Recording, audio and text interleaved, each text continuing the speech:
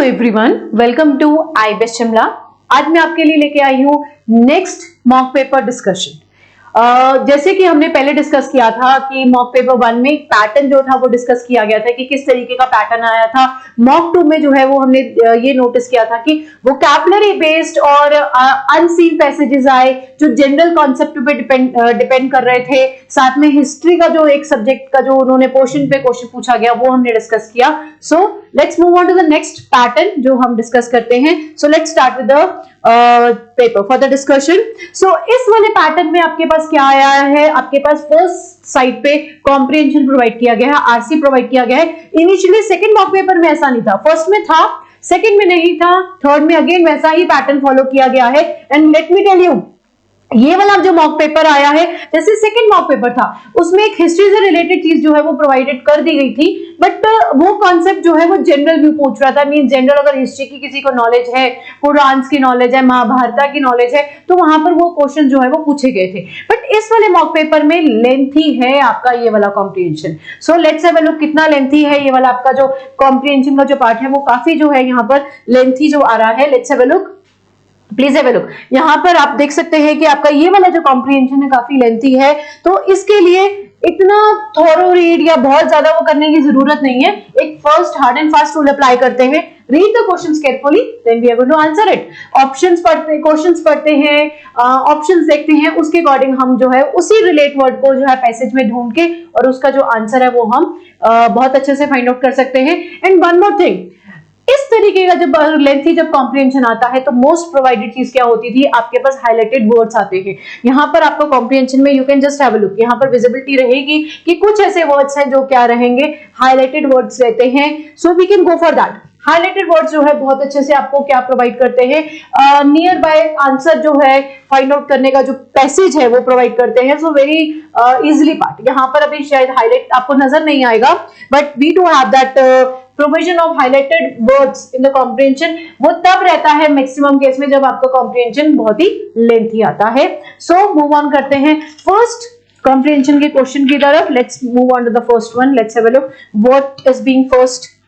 Okay, the passage seems to emphasize that the outside. ठीक है, पहली बात, ये वाला जो क्वेश्चन है वो थोड़ा सा बहुत ही gist of the comprehension, gist of the paragraph को लेके दिया गया है। जेस्ट का मतलब होता है wholesome summary of the paragraph. देखा जाए डायरेक्टली एक चीज मैं बोलना चाहूंगी, जब यहाँ पर कंप्लीट समअप जो है कॉम्प्रिहेंशन पे क्वेश्चन पूछ लिया जाता है, या तो वो एंड वाला क्वेश्चन होता है या तो वो फर्स्ट वाला क्वेश्चन होता है, तो यहाँ पर इन्होंने फर्स्ट पोजीशन पर प्रोवाइड किया है। तो लेट्स हैव अ लुक, यहाँ पर इसका जो आंसर फाइंड आउट करने के लिए है कि क्वेश्चन फॉर्म ये कहता है, question says the passage seems to emphasize that the outside means यहाँ पर outside contrast में कोई बात की गई है। Especially you can have a look to the statement। comprehension में अगर हम देखें तो अफ्रीका कंट्रीज के बारे में, अफ्रीकन कंट्रीज के बारे में बात की गई है। let's have a look, let's just wait। Okay, कुछ अफ्रीकन कंट्रीज के बारे में बात की गई है, तो हम कुछ वर्ड्स जो है हाईलाइट करते हुए चलते हैं। लेट्स हैव अ लुक, यहाँ पर जैसे दिया गया है, जैसे ये वर्ड है, क्वेश्चन में हमारे पास वर्ड आया था outside. Let's have a look, outside word आ गया। अफ्रीका कंट्री के बारे में बात की गई है, करप्शन के बारे में बात की गई है, मिस रूल, वेस्टर्न ऑफिशियल्स के बारे में बात की गई है, देन गवर्नेंस के बारे में बात की गई है। So in this way we can say that Pakistan, Asia और बांग्लादेश, इंडोनेशिया को लेकर बात की गई है। तो फर्स्ट क्वेश्चन हमारा क्या बनता है कि you have to emphasize that the outside world has, तो यहाँ से outside world has the pat answer concerning the extremely improvised countries, especially those in Africa. So let's go for the options क्या है? The first one, correct understanding about the reasonable aid provided by the US to the poor countries. Let's have a look at the option I just show you right now. Okay, let's have a look. ये रही options आपकी. So then next one was given definite information about what is happening in underdeveloping countries. Just stopping extending any financial aid to the underdeveloped countries, या misconception about the aid given to the poor nation by the developed nation. So let me have a look. यहाँ पर जो outside word जो है, highlighted question का word जो है लिया जाता है, उसके according जो right option जो chosen रहेगी। First of all we need to relate this word, outside world के बारे में बात की गई है, तो outside world जो है वो डिफाइन करता है आपकी मिसकंसेप्शन को लेके, बिकॉज ऐसी जो बात है वो नहीं की गई थी, misconception about the aid given to the poor nation by the developed country. So वहां पर अफ्रीकन कंट्री का जो वर्ड आया था, जहां पर आउटसाइड जो वर्ड आपको इशू किया गया था, वहां से आप इस चीज को क्या कर सकते हैं, हाईलाइट करके जो है इसका आंसर बहुत ही इजीली जो है वो फाइंड आउट हो सकता है। देखा, एक चीज का ध्यान रखना, जब कॉम्प्रिहेंशन लेंथी आता है तो whatever the question are being asked, वहां पर कहीं ना कहीं उनका आंसर आपकी स्टेटमेंट या आपके कॉम्प्रिहेंशन पार्ट में, जैसे फर्स्ट क्वेश्चन का आंसर है तो फर्स्ट पार्ट में मिल रहा है, सेकंड है तो सेकंड पार्ट में, उसके नीचे नीचे लोअर में आपको जो है आंसर्स प्रोवाइड होंगे। बिकॉज इतना लेंथी कॉम्प्रिहेंशन पढ़ के 20 मिनट्स में करना, बाकी भी आपको पेपर कंप्लीट करना है। So I won't suggest you कि पहले आप कॉम्प्रिहेंशन पढ़ने बैठिए। Please read the question, read the option, then you can relate that first question to the first of the paragraph statements, right. Okay, move on करते हैं next की तरफ, next question की तरफ। Let's have a look. Okay,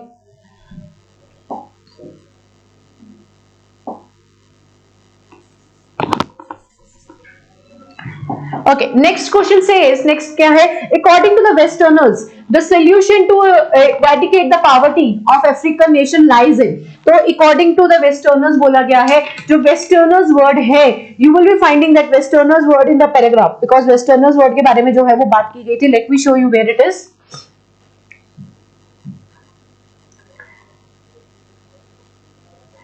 okay,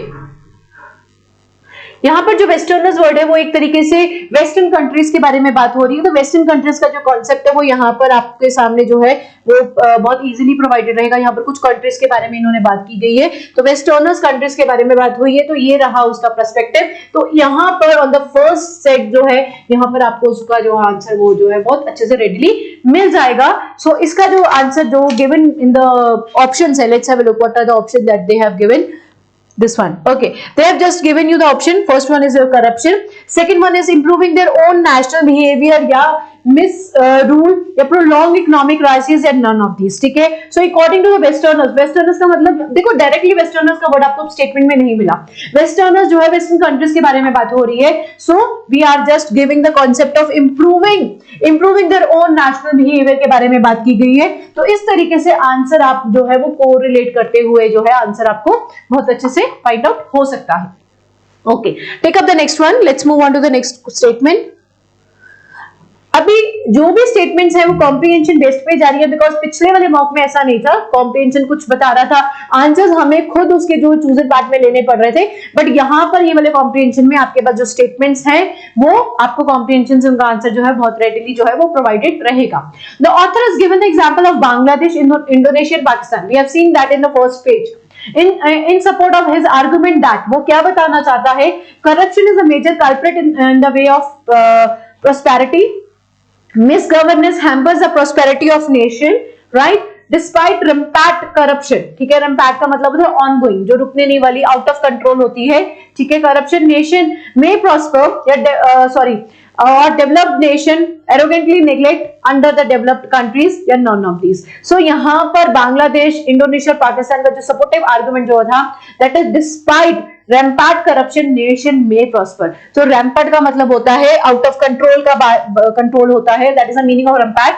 तो यहाँ पर जो बात जो की गई है, प्लीज हैव अ लुक, यहाँ पर जो करप्शन का बात किया गया है, that is out of control corruption चल रही है, डिस्पाइट रैम्पैंट करप्शन द नेशन में प्रॉस्पर। तो ये आपकी जो है इसका इस क्वेश्चन का जो स्टेटमेंट है वो वेरिफिकेशन रहेगा इसका आंसर, ठीक है।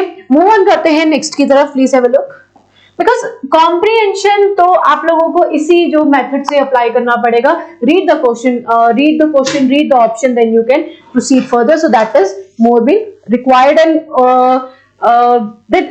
that may be called as a very best method of answering, because comprehension को इतना रीड आउट फर्स्ट इनिशियली पढ़ने बैठो, फिर उसको सॉल्व करो, बाकी पेपर भी आपको सोल्यूशन मोड में डालना है। दोबारा से एक चीज बता रही हूँ, लास्ट के 5 मिनट्स आपने कॉम्प्रिहेंशन को देने हैं, not more than that, because बाकी का पेपर आपका छूट जाएगा, ठीक है। Next one, next question says, let's have a look to the next question, let's have a look. Okay, next question says the author has mentioned Ghana as a country with क्या बोला गया है? That is a reasonable good governance, corrupt leadership, plenty of natural resources, rapid economic growth and none of this. तो Ghana जो word है वो already आपके paper में सॉरी कॉम्प्रिहेंशन में दे हैव यूज्ड इट, ठीक है। सो उसके अकॉर्डिंग जो है इसका जो राइट आंसर रहेगा that need to be that is reasonably good governance. यहां पर इसका जो आंसर है वो रीजनेबली गुड गवर्नेंस है, बिकॉज घाना जो वर्ड है it's a name of the country है, तो उसके अकॉर्डिंग जो है आपको इजीली इसका आंसर जो है वो पैसेज में हाईलाइटेड मिल जाएगा, right. Okay, next move on करते हैं नेक्स्ट स्टेटमेंट की तरफ। What the next statement says, 75th question, let's have a look.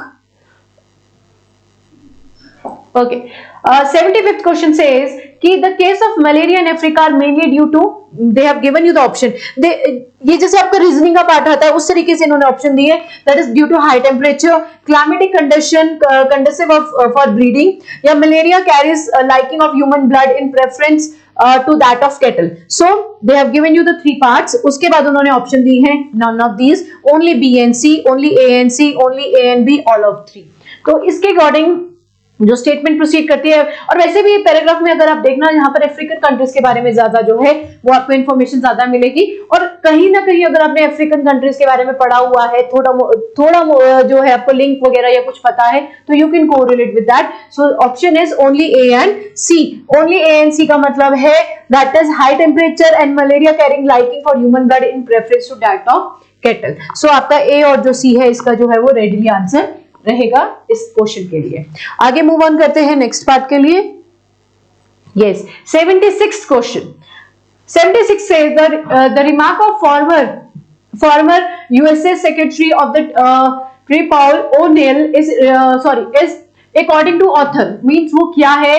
that is a statement of fact, ठीक है, it's a statement of fact, not actually correct, या an underestimate of US aid, या ruthless remark by an arrogant bureaucrat, ठीक है, या none of these। तो उसके according जो पॉल ओनेल है उनके जो नाम है उसको पैसेज में हाईलाइट किया गया है। You will get that statement, passage में हाईलाइटेड वर्ड दिया गया है, बहुत इजीली जो है आपको उसका आंसर मिल जाएगा, और उसका आंसर जो रहेगा that is the second option, that is not actually correct, so that will be your right answer to this statement. Okay, so paragraph handle करने का सबसे बेस्ट तरीका है question then option then go to the passage. उसी के आसपास आपका जो मेन हाईलाइटेड वर्ड है, यहाँ पर का जो हाईलाइटेड वर्ड है वो ये दिया गया था, ठीक है। सो दैट ये वाली जो चीजें आप अपने पैराग्राफ में फाइंड आउट कर सकते हैं, उस पोजीशन पर जाइए, आपको कहीं ना कोई जो है उसकी अपर या उसकी लोअर लाइन जो है वो प्रोवाइडेड रहेगी आंसर के लिए। तो इस तरीके से आप जो है क्वेश्चंस का जो आंसर है वो इजीली हैंडल कर सकते हैं। Moving on to the next one, let's move on to the next one.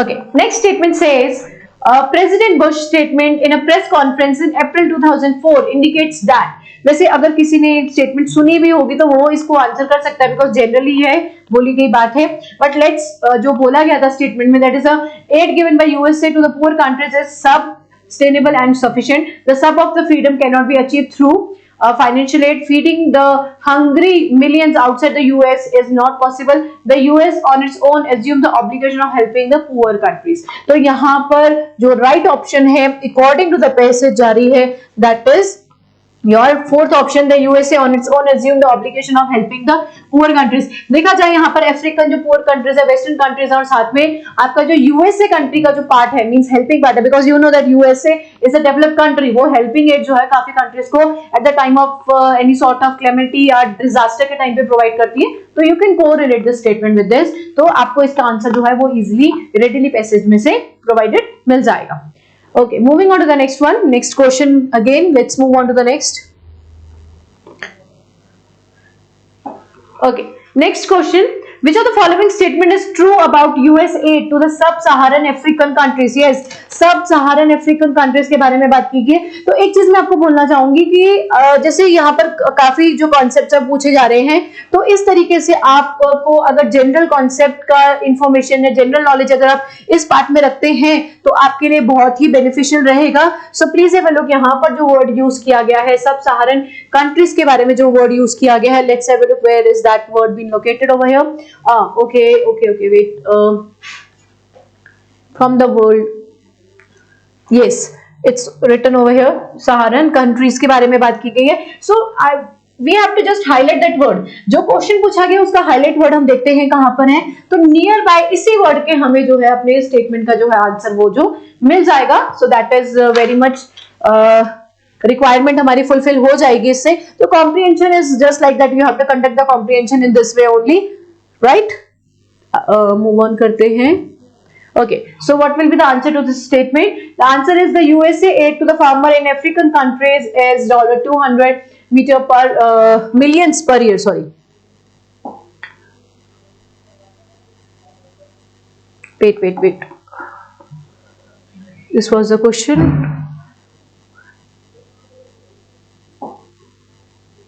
Okay, so answer is the USA aid to the farmers in African countries 200 million per year। तो इसके according जो है वो statement भी हमें बता रही है, जहां पर हमने सब सहारा का जो वर्ड है फाइंड आउट किया था पैसेज में, तो वहीं से हमें जो आंसर ये है प्रोवाइडेड मिल जाएगा।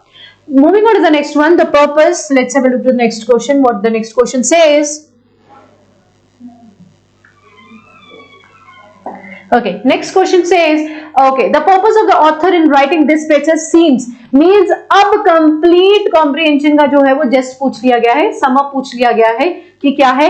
First of all, criticize the USA for not providing the adequate financial help, या making African realize their own problem, analyze the actual quantum of aid against the prescribed one, या highlight how American leaders are power hunger, या none of these. तो critically अगर हम इसको examine करते हैं और इस क्वेश्चन को हैंडल करने के लिए जरूरी नहीं आपको इस टाइम पे पैसेज पढ़ना पड़ेगा, आपके अपने जो कॉम्प्रिहेंशन जो आप पैसेज के जो प्रीवियस पूछे गए क्वेश्चंस है जिनके आपने आंसर टिक किए गए, तो कहीं ना कहीं उनके आंसर जो है वो इसका स्टेटमेंट क्वेश्चन का आंसर जो है फुलफिल करते हैं। सो राइट नाउ अगर हम कॉन्सेप्ट वाइज देखें तो यहाँ पर क्रिटिसाइज किया गया था USA for not providing the adequate financial help. I hope you are knowing it. पिछले कुछ क्वेश्चन पार्ट में हमने ये वाली जो है स्टेटमेंट जो है वो पढ़ी है, तो इससे हम इस चीज का जो है आंसर बहुत अच्छे से ले सकते हैं। कभी कभी होता है ऐसा कि लास्ट में जब एग्जामिनर आपका जो कॉम्प्रिहेंशन का जो कंप्लीट सम अप या समरी पूछ लेता है, तो प्रीवियसली जो आंसर्ड क्वेश्चंस होते हैं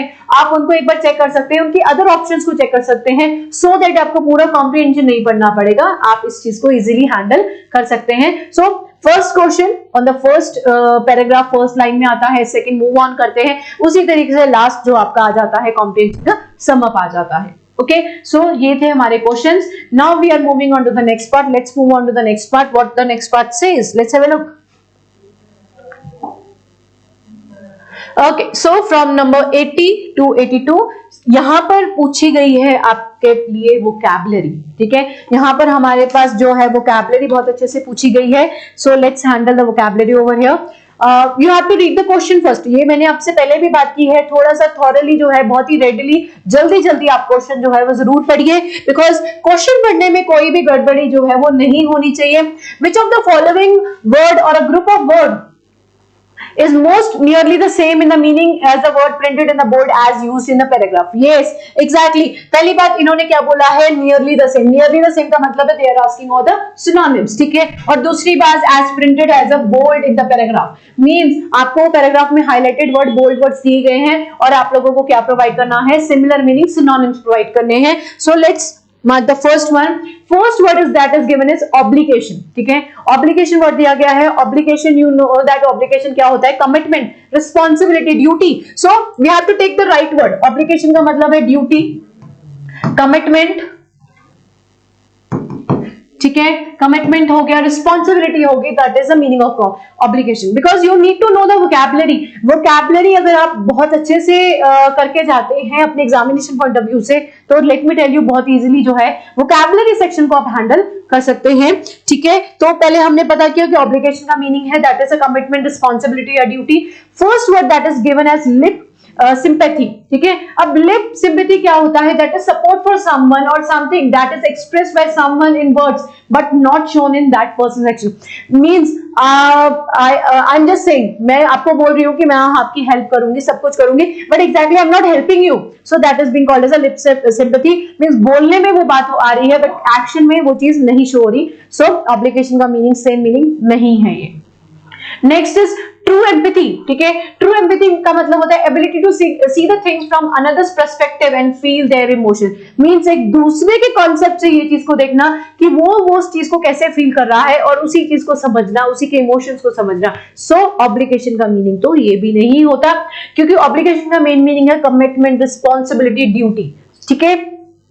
सेल्फ पिटी, ठीक है, सेल्फ पिटी का मतलब है सेल्फ अब्यूज होना या अपने आप पे दया दिखाना, एक्सेसिव अनहैप्पीनेस होना या unhappiness over its own trouble, means you are having sort of trouble, तो उसी पे आप बहुत दुखी हो रहे हो, हद से ज्यादा दुख जो है वो शो कर रहे हो, that is a self pity.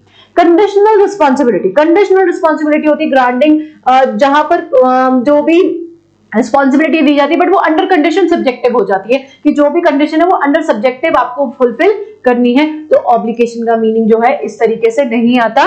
Next है मॉरल बाइंडिंग, ठीक है, moral binding believe what is right and what is wrong. Yes, यहाँ पर जो ऑब्लिगेशन का जो मीनिंग है that is moral binding. Moral binding इसलिए मैं बोल रही हूँ बिकॉज ऑब्लिगेशन का मीनिंग है कमिटमेंट, ड्यूटी एंड जो आपका जो रिस्पॉन्सिबिलिटी का काम है, और मॉरल बाइंडिंग का मतलब भी यही आता है कि एक तरीके से बिलीव करना कि कौन सी चीज सही है कौन सी चीज गलत है, उसी के अगेंस्ट पे आपकी जो रिस्पॉन्सिबिलिटी रहती है आप उसको फुलफिल करते हैं। एंड मोर ओवर ऑब्लिगेशन का वर्ड जो है पैराग्राफ में भी यही जो आपको मीनिंग जो है वो कन्वे कर रहा है, ठीक है।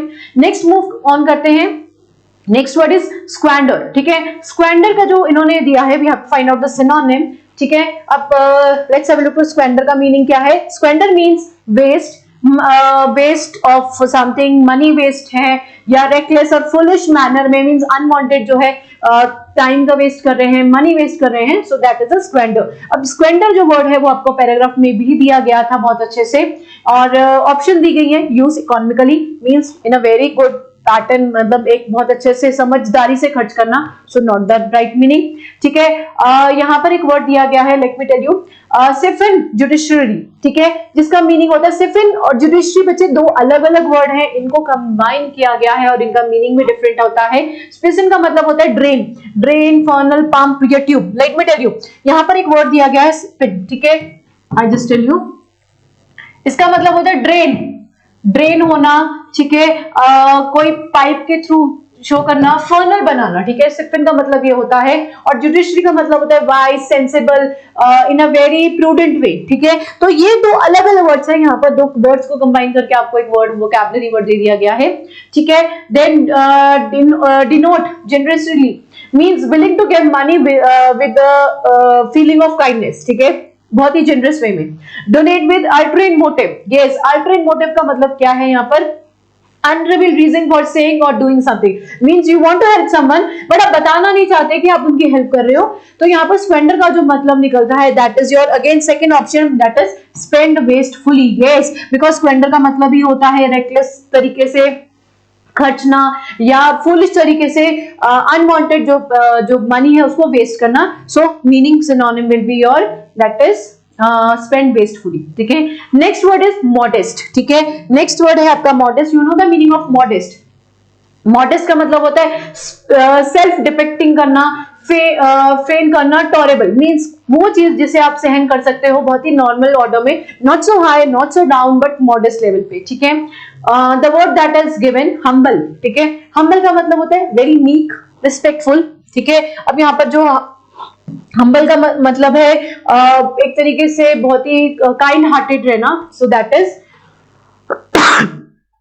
वेरी मीक, MEEK, प्लीज थोड़ा रिमेंबर करना वर्ड, बिकॉज ये वाला वर्ड आपको किसी और पेपर में भी एज अ वोकैबुलरी आया हुआ है, so that is humble, meek और रिस्पेक्टफुल, ठीक है। उसके बाद सफिशिएंट, सफिशिएंट, इनफ या एडिक्वेट होता है। कभी कभी सिंपल वर्ड्स के मीनिंग में भी पता करने में कंफ्यूजन होती है, so let me tell you, if you are ready to go for your vocabulary, ठीक है, तो वोकैबुलरी में स्टार्टअप के लिए go for your basic root words, वहीं से शुरू करो, वहीं से आपका वोकैबुलरी पार्ट जो है बहुत ही स्ट्रॉन्ग बनेगा, ठीक है। अब यहाँ पर वर्ड दिया गया है सफिशिएंट हो गया, that is enough and adequate. Merge, okay, it's not much, it's mayor, ठीक है, जिसका मतलब होता है एडिक्वेट, स्कैंटी या लैकिंग, ठीक है। मेयर का मतलब होता है बच्चे inadequate, that option is given, meagre is inadequate, insufficient बोल सकते हैं, ठीक है, लैकिंग बोल सकते हैं। Okay, next word that is given, wait, okay इसका नेक्स्ट वर्ड इज मिसकंसेप्शन, ठीक है। मिसकंसेप्शन का मतलब अनवांटेड मिसकंसेप्शन लेके चलना, not a right truth means जो चीज सही है या गलत है उसके लिए गलत एक भावना मन में डाल के चलना या कुछ एक गलत पॉइंट ऑफ व्यू जो है वो लेके चलना, दैट इज मिसकंसेप्शन, ठीक है। एग्जैगरेट करना मींस उस चीज को बहुत ही बढ़ा चढ़ाते हुए जो है वो बात करना, ठीक है। अब यहाँ पर जो क्या कहते हैं मॉडेस्ट का जो आपका जो मीनिंग है दैट इज अ मियगर, ठीक है। मियगर रहेगा, मियगर का मतलब होता है इनएडिक्वेट, स्कैंटी या लैकिंग, क्योंकि मॉडेस्ट का मतलब भी हम यही लेते हैं कि ना तो हाई ना तो बिल्कुल लो, इन बिटवीन, तो वो थोड़ी सी चीज जो है इसके साथ रिलेट की जा सकती है जो कि आपके पैराग्राफ में भी गिवन था, ठीक है। तो ये रहा आपका main that is okay, moving on to the next one. ये आपके वोकैबुलरी बेस थे जहां पर इन्होंने सिनोनिम्स पूछे हैं, ठीक है। आगे मूव ऑन करते हैं, नेक्स्ट क्वेश्चन पार्ट कहता है that is you have to find out the opposite, ठीक है। अब हम मूव ऑन करते हैं ऑपोजिट्स की तरफ। ऑपोजिट देखो, इन्होंने वोकैबुलरी में सिनोनिम और एंटोनियम दोनों ही पूछ लिए हैं। You have to go for the opposite meaning now, ठीक है। So let's have a look what are the option that is to be given over here. The first word that is given is myth, ठीक है। So myth word दिया गया है and you know what is the meaning of myth, ठीक है। Wait.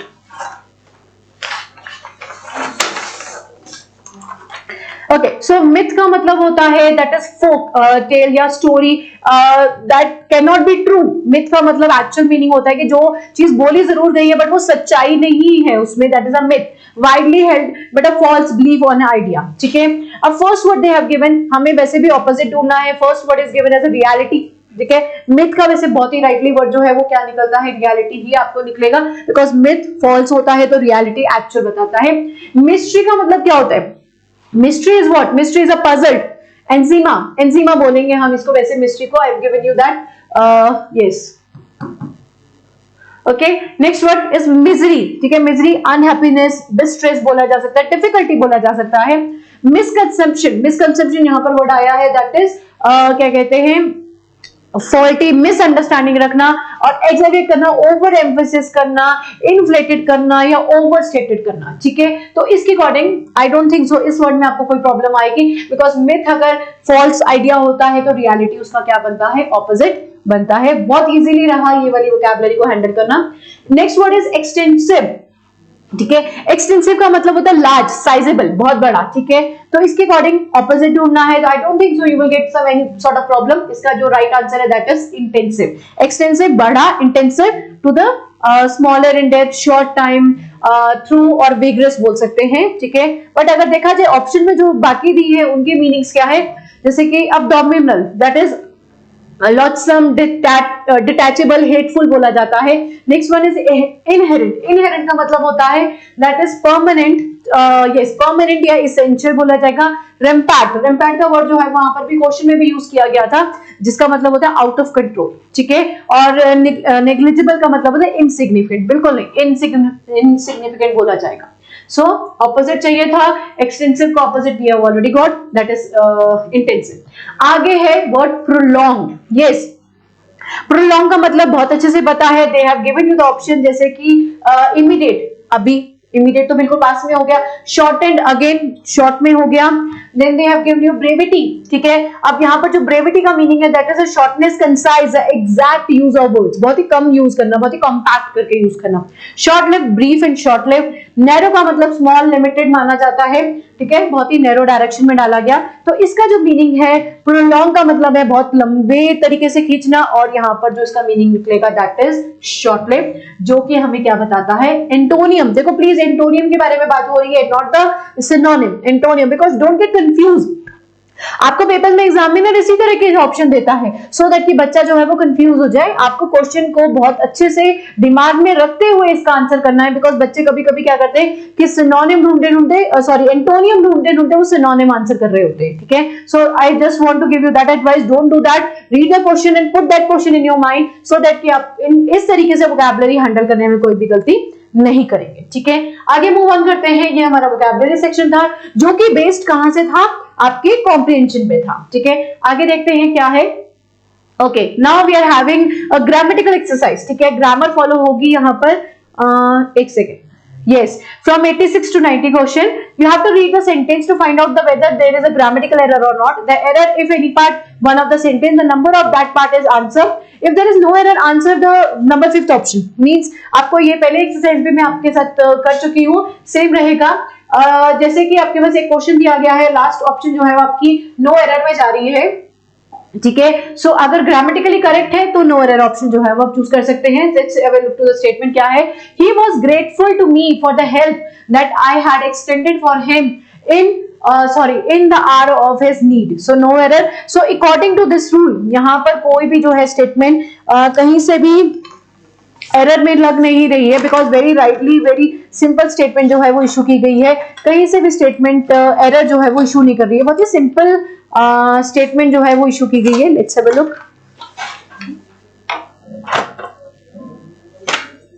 Okay, let's have a look. यहाँ पर जो स्टेटमेंट आई है, he was grateful to me for the help that I had extended for him, ठीक है।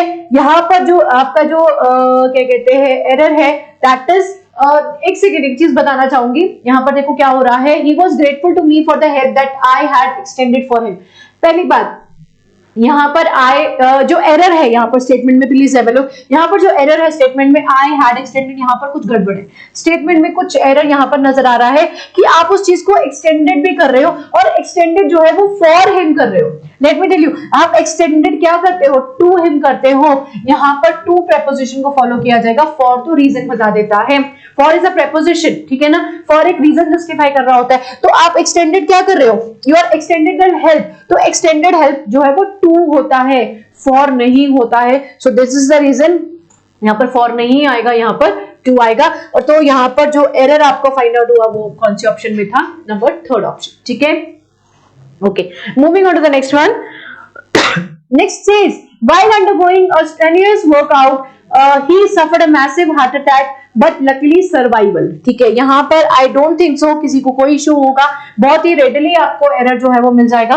यहाँ पर लकीली वर्ड ly का फैक्टर आ चुका है और ऊपर से फिर आपके बाद में एडजेक्टिव आया है, so it can't be like that, ठीक है। तो यहाँ पर सर्वाइवल नहीं आएगा, लकीली सर्वाइव्ड आएगा। तो यहाँ पर सर्वाइवल की जगह पे क्या आ जाना चाहिए, survived. That is a past tense use करना है, because basically while undergoing while का जो है वो पास्ट टेंस में वर्ड यूज किया गया है। शायद आपको पता होगा कि पास्ट टेंस में अगर दो एक्शंस होते हैं, when there are two actions in the past going on, तो दोनों एक्शन जो है वो साथ साथ में चलते हैं, एक ही टाइम पे चल रहे होते हैं कि while she was my mother was cooking I was sleeping, ठीक है। तो इस तरीके से रहेगा तो वो पास्ट टेंस जो है वो फॉलो करेगा। तो यहाँ पर लकीली जो है वो सर्वाइवल की जगह सर्वाइव्ड आना चाहिए। That is the right answer. Okay, moving on to the next one. What next statement says, let's have a look.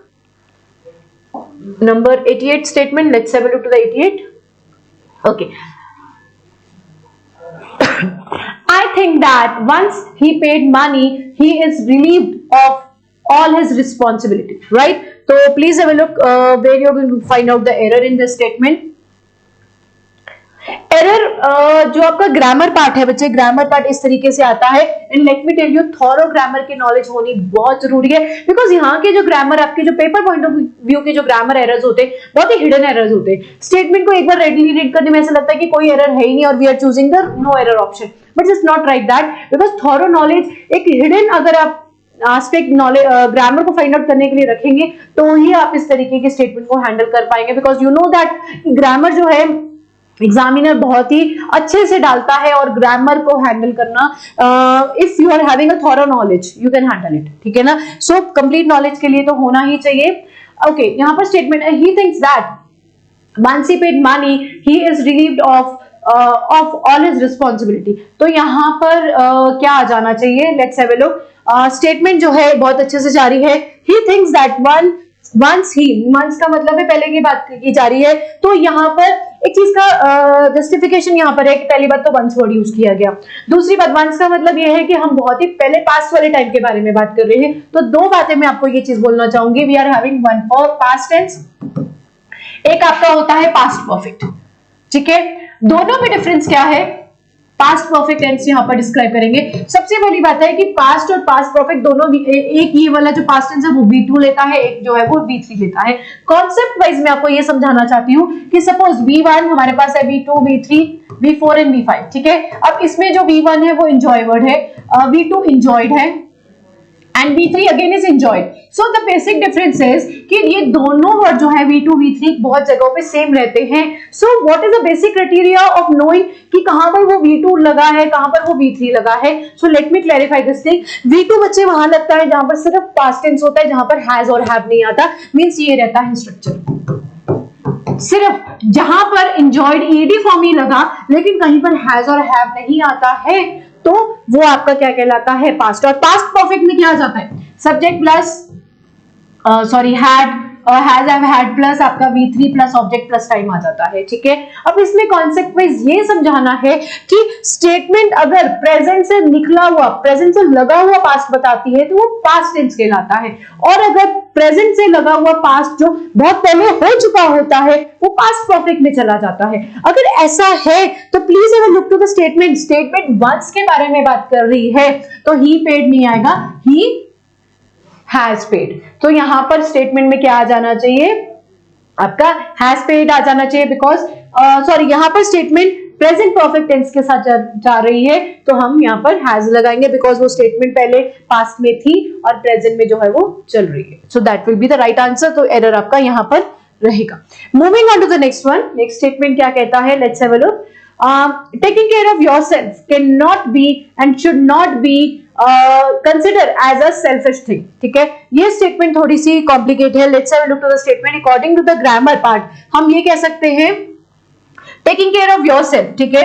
Your self भी रहेगा, कहीं पर आपको काफी स्टेटमेंट में वन सेल्फ भी लिखा नजर आ सकता है। सो बोथ आर, अगर हम योर सेल्फ के बारे में बात कर रहे हैं तो ये भी स्टेटमेंट ठीक है, वन सेल्फ अगर लिखा आता है तो भी वो ठीक रहेगा, गलत नहीं है। कैन नॉट बी, ठीक है, एंड शुड नॉट बी। पहली बात इन्होंने कैन नॉट जो है वो कंबाइन करके लिख दिया है, तो let me tell you can not अगर इस तरीके से स्टेटमेंट बताती है तो वो ऐसा लिख नहीं सकते, कैन नॉट ऐसा आना चाहिए।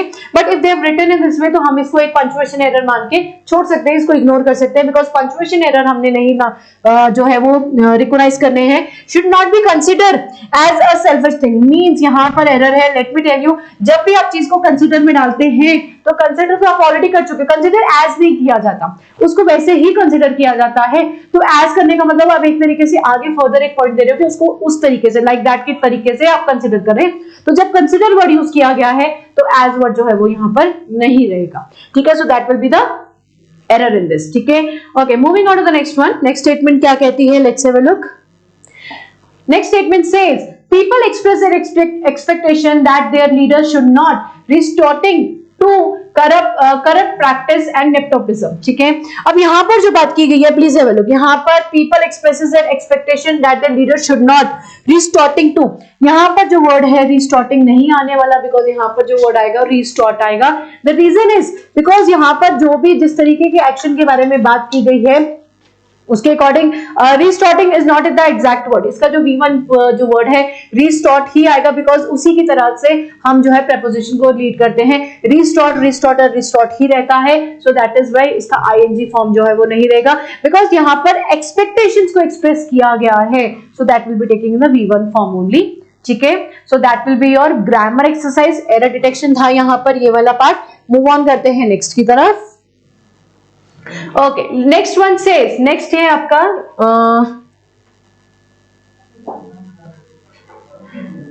Okay next one please have a look. Grammatical exercise है, ग्रामर भी कह सकते हैं, फिल इन द ब्लैंक्स है।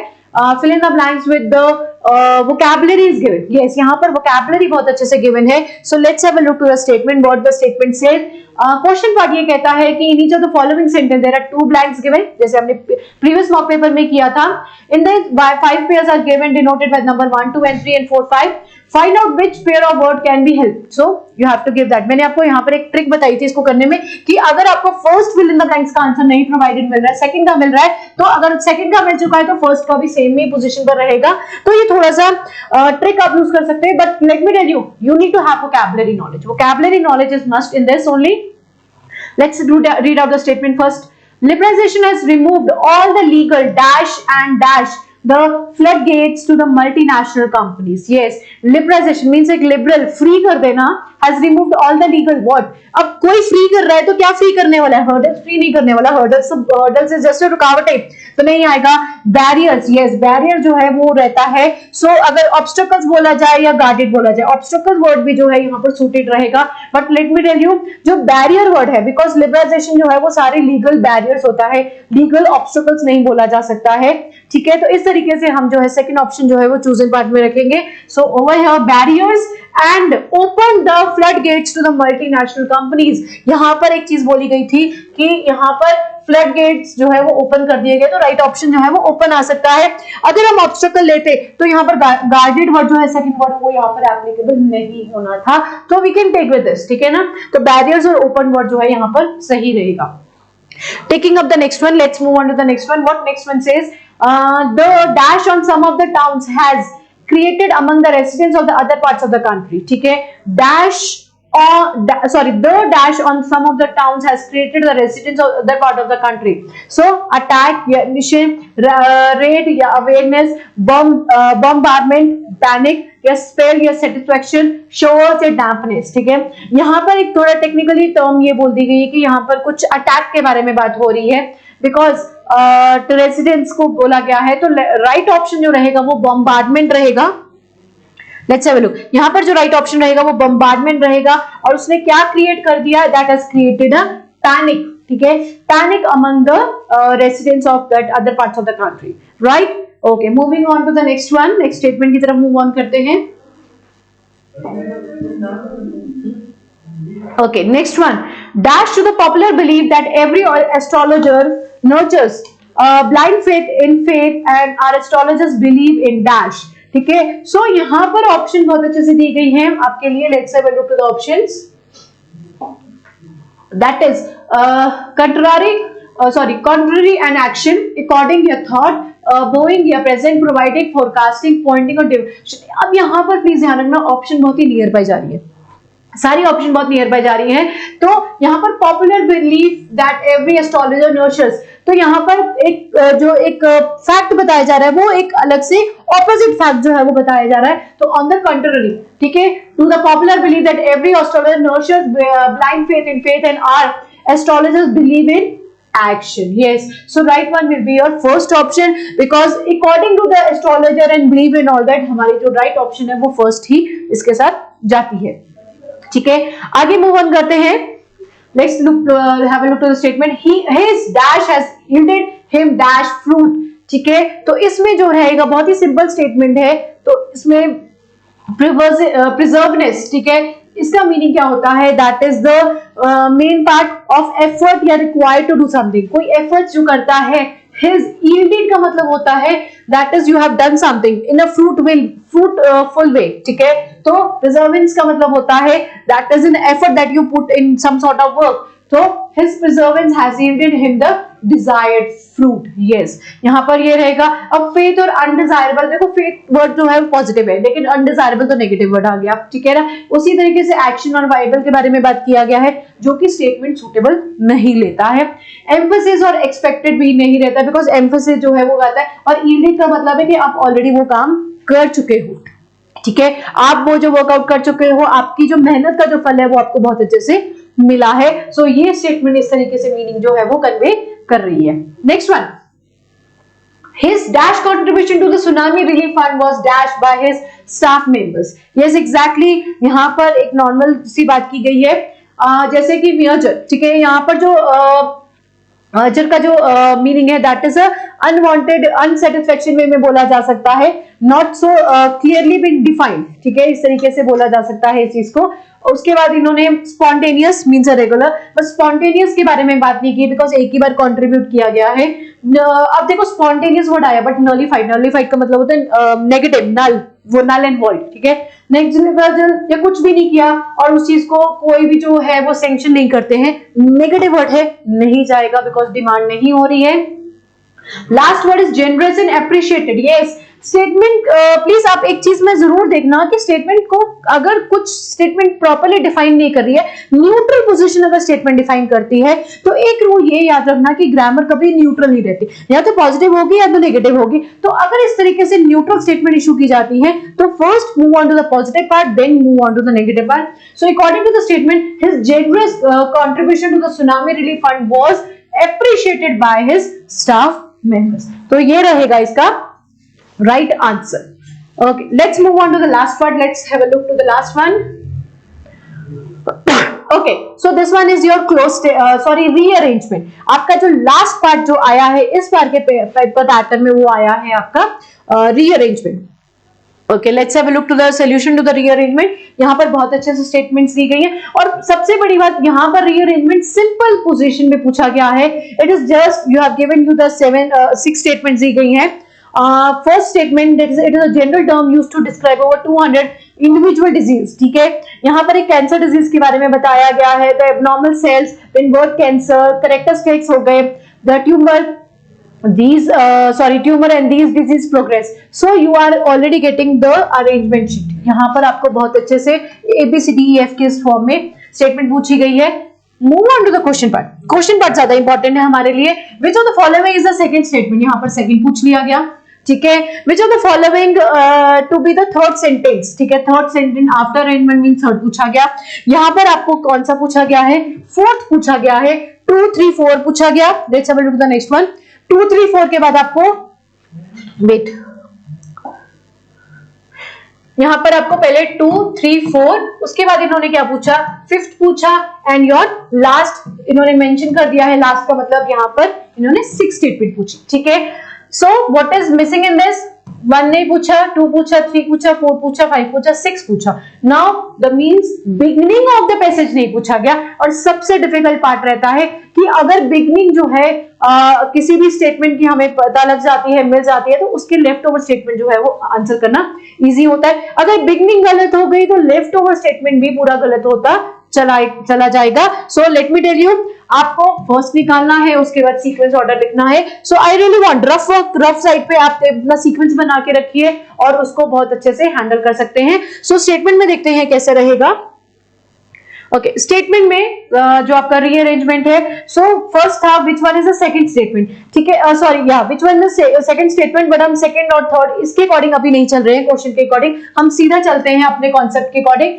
वेट, हम अपना कॉन्सेप्ट फॉलो करते हैं। यहां पर हम जो सीक्वेंस ऑर्डर है स्टेटमेंट का 1, 2, 3, 4 के फॉर्म में चलते हैं। Number 1, number 2, number 3, number 4 and number 5 and number 6। ठीक है, so what will be the number 1 statement. Number 1 statement रहेगा that is the word cancer. The word cancer comes from the Latin means crab. So number 1 option जो रहता है वो आपका क्या रहेगा, सी। ठीक है, अब सी के बाद मूव ऑन करते हैं। सी के बाद आपका जो सेकंड जो है वो कौन सा रहेगा, उसी को देखो। एक चीज का ध्यान रखना, रीअरेंजमेंट में एक पैटर्न कौन सा फॉलो हो रहा है जरूर देखते हुए चलना, बिकॉज इस तरीके से आप रीअरेंजमेंट बहुत इजीली और रेडली आंसर कर सकते हैं। कॉज एंड इफेक्ट रिलेशनशिप, ये आपके साथ मैंने डिस्कस किया हुआ है, how to solve your rearrangement passages in the comprehension. तो please you can have a look to that video जो मैंने बनाई है। उसमें मैंने आपको प्रॉपर एक पैटर्न बताया, प्रॉपर एक रूल बताया है कि रीअरेंजमेंट करना कैसे है। ठीक है, तो इस तरीके का कॉज एंड इफेक्ट रिलेशनशिप जो है वो आप जरूर फॉलो कर सकते हैं। सो नंबर 2 की जो ऑप्शन जाती है वो ए के साथ जाती है, दैट इज नंबर 2। उसमें क्या है, देखो कॉज एंड इफेक्ट जा रहा है, पहली स्टेटमेंट बोलेगी, उसी के साथ एक general term is used to describe over 200 individual disease. ठीक है, सो आपकी 2 ऑप्शन जो है वो ए जाती है। 3 जो है वो चला जाता है एफ को। These disease progress differently over a period of time and share certain characteristics. So आपका जो नंबर 3 है वो आपका जा रहा है आपका एफ, और नंबर 4 स्टेटमेंट जाएगी that will be your B। अब इसी के बारे में एक इफेक्ट बताया जाता है कि abnormal cell grows without any control, invade through normal tissue barriers and reproduce indefinitely। ठीक है, तो ये रही आपकी नेक्स्ट ऑप्शन। 4 ऑप्शन जाती है आपकी B के साथ। अब नंबर 5 ऑप्शन जाती है आपकी D के साथ, क्योंकि अब उसी का कैरेक्टरिस्टिक्स बताया जा रहा है कि उसका कैरेक्टरिस्टिक्स क्या है। Characteristics include development within any tissue of a malignant growth. ठीक है, सो ये रहा आपका 5th one, that is D. And what is left, that is your E statement, that is A tumor was also called cancer because of the swollen veins around the area resembling a crab's head. तो ये रहा आपका sequence, that is CAFB, D and E. So this was your arrangement exercise. आपको कोई भी अगर statement नहीं भी पूछी गई है फिर भी अरेंजमेंट के लिए आपको एक सीक्वेंस ऑर्डर तो बनाना ही पड़ेगा. So I would like just want to say we have already discussed 2 mock papers before this. Pattern please देखिए क्या फॉलो हुआ है, फर्स्ट में कैसा था, सेकंड में कैसा है और ये थर्ड में कैसा है आया है. अब इस थर्ड वाले मॉक पेपर में आप लोग देख सकते हैं कि इस वाले मॉक पेपर में आपको क्लोज टेस्ट नहीं पूछा गया, ठीक है, वोकैबुलरी. तो कुछ के पास पेपर्स में ध्यान देते हुए चलना कि आपको वोकैबुलरी बहुत अच्छे से पूछी जा रही है. So please I want everyone to make yourself strong at the vocabulary. अपने आप को बहुत अच्छे से स्ट्रॉन्ग कीजिए vocabulary में. रूट वर्ड्स की तरफ ज्यादा जो है कंसंट्रेशन कीजिए, बिकॉज रूट वर्ड्स अगर आपको बहुत अच्छे से पता लग जाते हैं तो आप बाकी का जो पेपर पैटर्न है बहुत इजीली हैंडल कर सकते हैं. सो आई होप आपको ये मॉक पेपर सोल्यूशन बहुत अच्छे से समझ आया होगा. Okay, thank you so much. Thank you.